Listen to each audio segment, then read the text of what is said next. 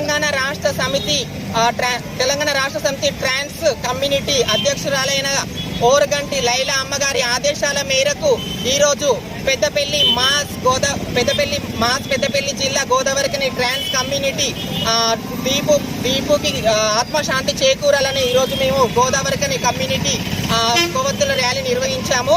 అయితే ఈ నెల 19న ఆంధ్రప్రదేశ్లోని అనకాపల్లిలో ట్రాన్స్జెండర్ అనబడే అమ్మాయి దీపుని అతి కిరాతకంగా ప్రేమించి వంచి ఆమెను అతి కిరాతకంగా చంపి ముక్కలుగా నరికి వివిధ ప్రదేశాల్లో పారేయడం జరిగింది.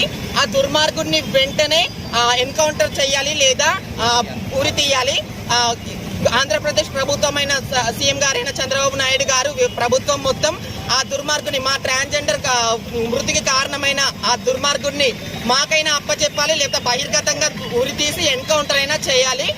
అదేవిధంగా ఆడవాళ్ళకి మగవాళ్ళకి రక్షణ చట్టాలు ఏ విధంగా అయితే ఉన్నాయో మా ట్రాన్స్ కమ్యూనిటీకి కూడా ఏదైనా కొత్త చట్టం తెచ్చి ఇలాంటి నేరాలు జరగకుండా మా ట్రాన్స్ కమ్యూనిటీకి ఒక ఆశా దీపం వెలిగేలా కోరుకుంటున్నాము మేము ఈ ప్రభుత్వాన్ని.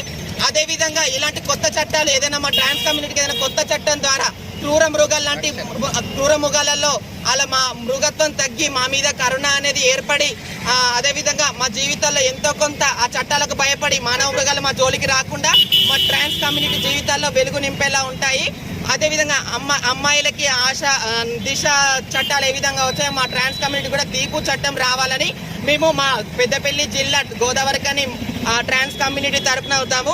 అదేవిధంగా ఈ తెలుగు 2 రాష్ట్రాల్లో ట్రాన్స్జెండర్ దీపుకి న్యాయం జరిగేంత వరకు మేము ప్రతి జిల్లా నుండి పోరాడతామని మేము పెద్దపల్లి జిల్లా గోదావరికని ట్రాన్స్ కమ్యూనిటీ కోరుతున్నాము. నా పేరు లాస్య, మాది గోదావరికని.